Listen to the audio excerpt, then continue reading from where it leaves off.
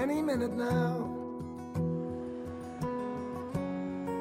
My ship is coming in. I'll keep checking the horizon,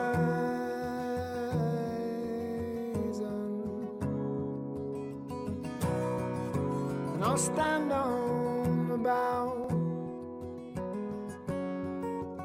and feel the waves come crashing down, down, down on me. And you say, be still, my love. Open up your heart, let the light shine in. Don't you understand? I already have a plan. I'm waiting for my real life to begin.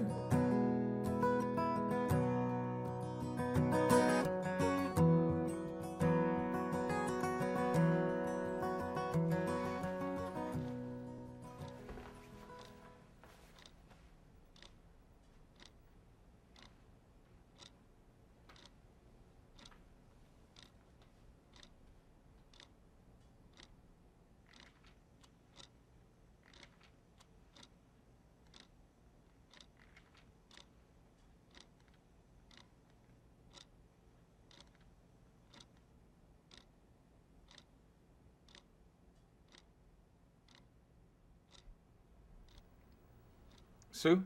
Excuse me? Your name is Sue, right? It is. Wow. What? We're finally talking. We are. I mean, after all this time. It's been a while now, I guess. And it was easy as saying that one word. Sue. Who knew it would be that easy? You know what? And don't take this the wrong way, but I'm not exactly sure I like it that we're talking. You don't? No. In fact, I'm sure, I'm positive I preferred it when we never spoke at all. Oh, God. I've crossed the line. I've crossed the line, and you hate it. I think you might have crossed the line. I'm so sorry. It's okay. So I should shut up now? I think that would be for the best. I can do that. I'll just stop talking to you. You got it. Starting now. The end.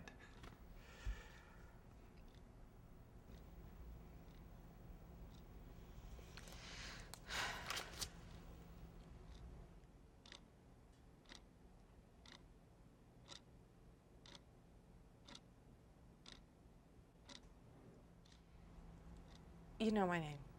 That's a little weird. No, it's not. Yeah, it is. I'm sorry, but it is. Of course I know your name is Sue. Do you mind if I call you Sue? Look, I'll have you know, I have Mace in my purse, okay? Calm down. Take it easy there, okay? I know your name because your therapist has walked through that door, smiled at you, and said, Sue, every Monday night for the last 18 months. Hello? I didn't realize that you paid attention to that. Of course I paid attention to that. Huh. But I don't want to upset you anymore, and I certainly don't want you to mace me. So, like I said, the end.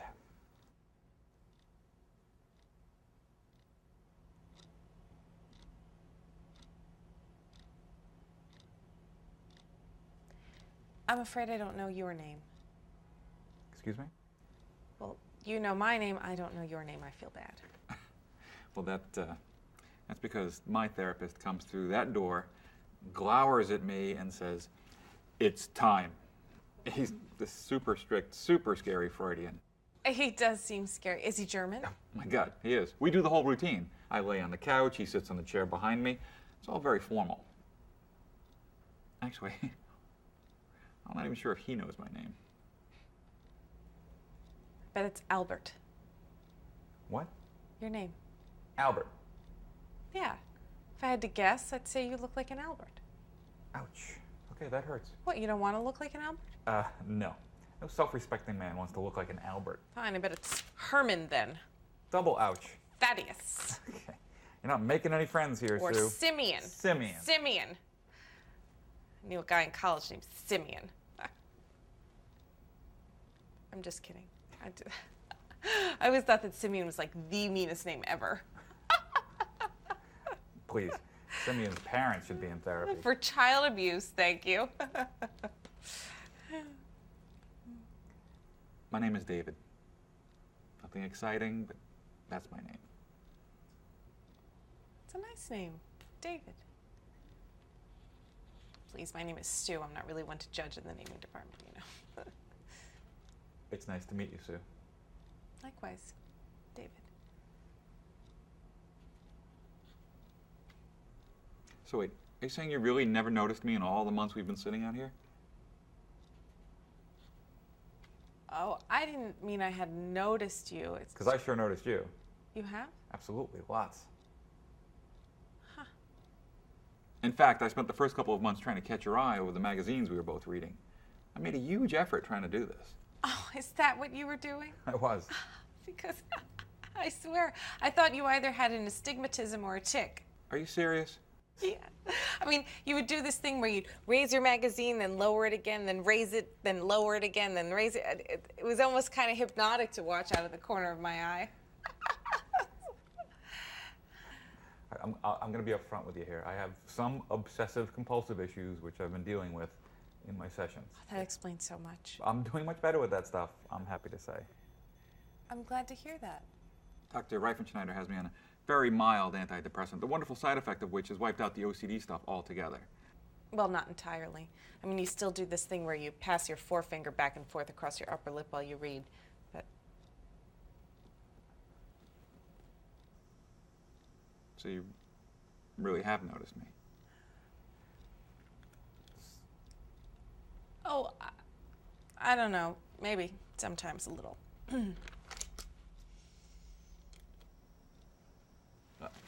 I don't want to cross another line here, but now that we're already talking, and since we only have who knows how many more minutes before one of our doctors walks in through that door, I just wanted to tell you that I've thought about you.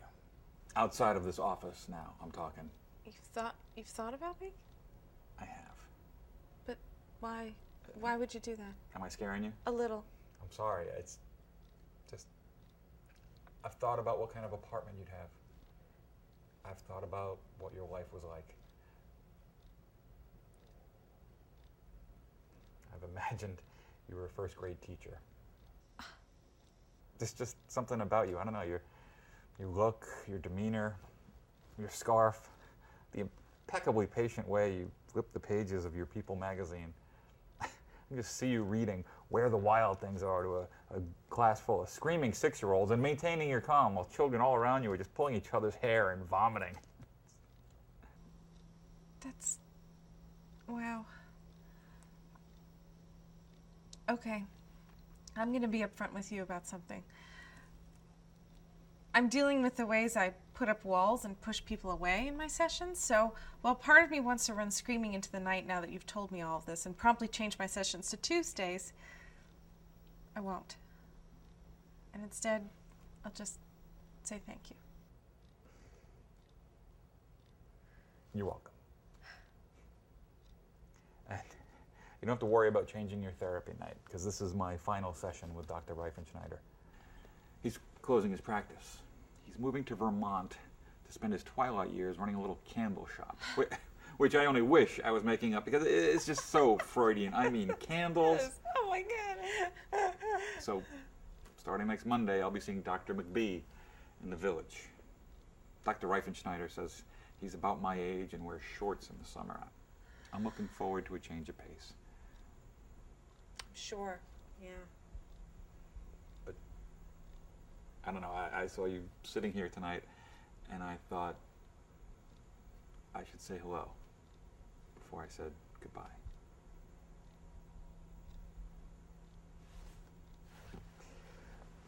I imagined you were a carpenter. Oh my God, really? On several occasions. A carpenter? Holy shit. This is very difficult for me to say out loud. I'm also dealing with issues of trust and abandonment in my session, so you're really pushing all my buttons here tonight. A carpenter, I'm sorry. It's just, that's what every guy dreams of being mistaken for. Well, you have very strong forearms, and I just knew you knew a clean line when you saw one. I imagined you designed and made your own furniture, these very rough-hewn chairs and benches that you would rub linseed oil into while NPR played in the background. I love NPR. Me too. Car talk? Please, I don't even have a car. I live my life by car talk. Absolutely. I imagine you lived in Chelsea. I imagine you lived up by Columbia. And that you had a cat. And that you had this big moose head thing you hung on your wall. And I'd ask you out for coffee at first, but things would move very fast from there. We'd have dinner at Gramercy Tavern. You know, I was thinking more Balthazar. And take buggy rides in Central Park. And go rollerblading there on the weekends. I've never rollerbladed in my life. And move in together after about a year. Into this shabby little loft in Williamsburg. With a wheezy old radiator, but we loved everything about that place. And we'd adopt a dog. And join the local food commune. And bake casseroles. And bake banana bread. And have a kid. Maybe 2, 3. And it would just be me and you and the kids and the dog in Williamsburg forever.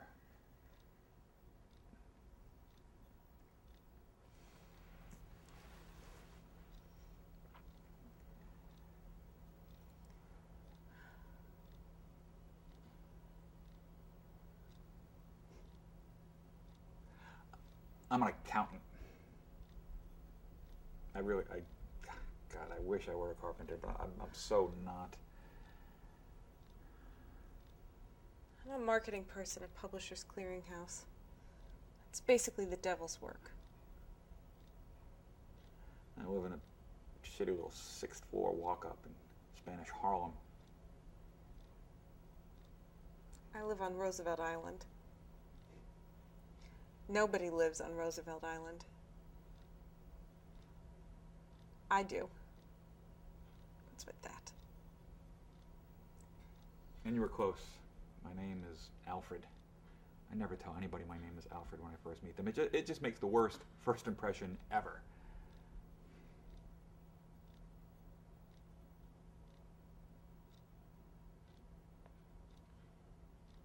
And I have a boyfriend.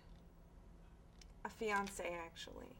That's basically why I'm here. We're dealing with issues of intimacy and respect, and it's probably why I'm here in couples therapy by myself, terrified at the thought of marrying him.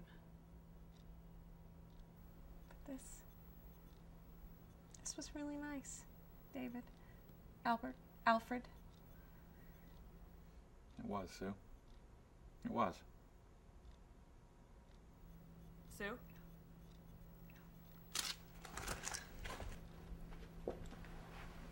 Wait, before you go, I just wanted to say goodbye.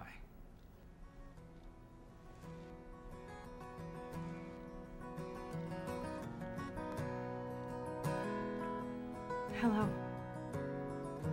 Any minute now, a ship is coming in. I'll keep checking the horizon.